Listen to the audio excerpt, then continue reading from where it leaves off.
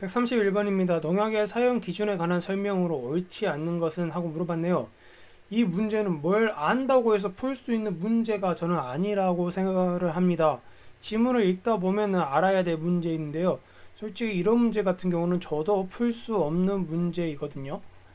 어떻게 찾아야 될지 어떻게 설명을 해야 될지도 모르겠습니다. 그러나 지문에 보면요. 4번 같은 경우 농약의 환경을 고려해야 하므로 농약 등록 전에 경과 시간을 두고 설정하는 것이 원칙이다 라고 하는 게 맞는 말입니다. 그래서 답은 4번이 되겠고요. 나머지 것들을 읽어보십시오. 그러나 저는 이 문제를 직접적으로 풀어보지는 않겠습니다. 제가 풀 수 없는 문제이기도 하니까요.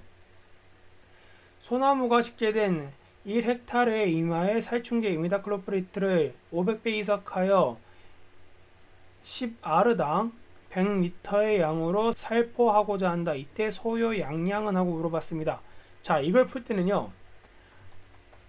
여기서 한번 끊어주셔야 됩니다. 이게 무슨 말이냐면 여기서 여기까지 한번 해석을 한 다음에 이것을 다시 여기다가 적용을 해야 되죠. 자, 제가 예전에 말씀드렸다시피 이런 500배 나온 문제 있고 희석 배수로 나와 있으면은 1대 희석 배수 농약의 량 X가 되겠죠. 플러스 농약 플러스 물의 양이 모든 식의 그 전부라고 말씀을 드렸어요. 자, 이것만 외우시면 돼요. 1대 500은 100리터의 양으로 살포를 한답니다. 그러면은 X 플러스 100이 100리터가 되죠. 이것이 X가 됩니다. 그러면 농약의 양은 대략적으로 계산을 해보면은 500대 X는 100리터가 되므로 X는 0.2리터가 되죠. 0.2리터일 때 10R였습니다. 10R랑 여기 나와 있는 1헥타르랑 차이를 아셔야 돼요. 자, 100 곱하기 100이 1헥타르가 됩니다. 10 곱하기 10이 100제곱미터죠. 이것이 1R라고 표현을 하고요. 그러면 1헥타르는 1만 제곱미터네요. 1R는 100제곱미터고요. 곱하기 10이면은 1000제곱미터 제곱이고 1헥타르는 1만이니까요. 몇 배 차이 납니까? 10배 차이 나죠? 그럼 다 됐습니다. 0.2일 때 10R를 썼고요. X일 때 1헥타르를 합니다. 이거를 단위값을 고치면은요.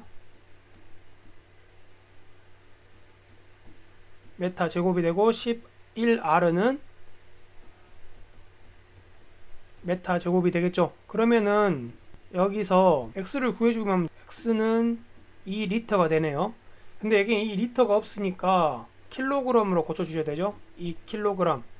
그래서 답은 4번이 되겠습니다. 이렇게 문제를 푸셔야 되는데 아마 이 부분에서 많이 틀리셨을 거라고 생각이 들어요. 한국에서 시행 중인 농약의 독성관리 제도에 관한 설명으로 옳지 않는 것은 하고 물어봤습니다. 자, 답은 1번이죠. 왜냐? 동일 성분의 경우 고체가 더 강합니다. 농약의 독성급은 제가 예전에 농약학에서 설명을 드렸어요. 반수 치사량을 기준으로 고체와 액체, 경피와 경구로 나눠진다고 했습니다. 이 단위값을 외우는 것도 말씀을 드렸어요. 근데 일반적으로요.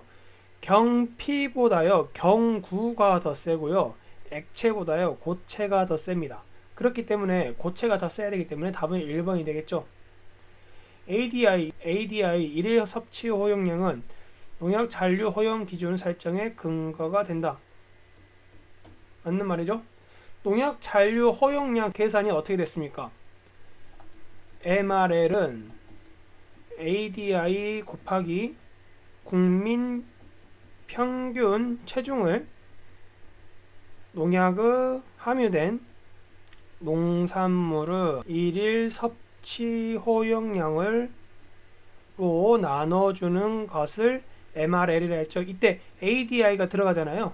일일 섭취 허용량이. 그렇기 때문에 맞는 표현이 되겠고요.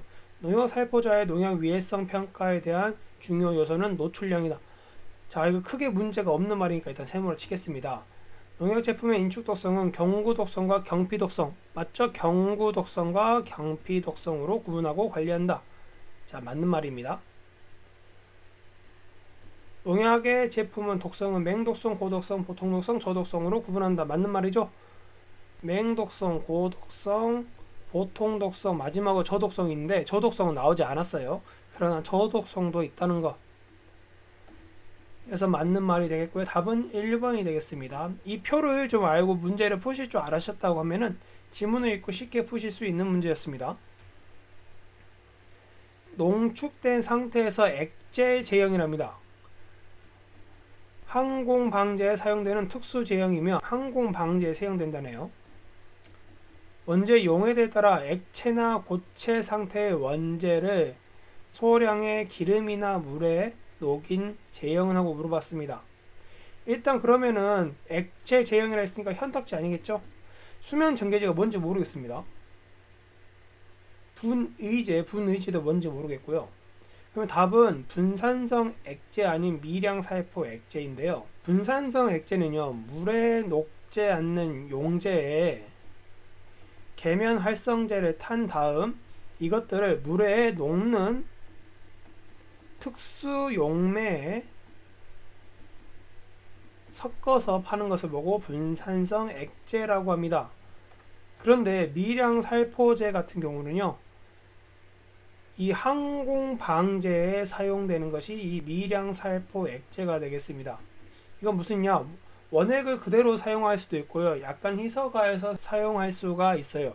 그렇기 때문에 일반적인 수화제에 비해서 50분의 1 크기의 용량을 가지고 있는 그 용량만으로도 충분히 살포가 가능한 것이 미량 살포 액제이고 때문에 이런 것들이 항공 방제에 사용됩니다. 그래서 답은 5번이 되겠습니다.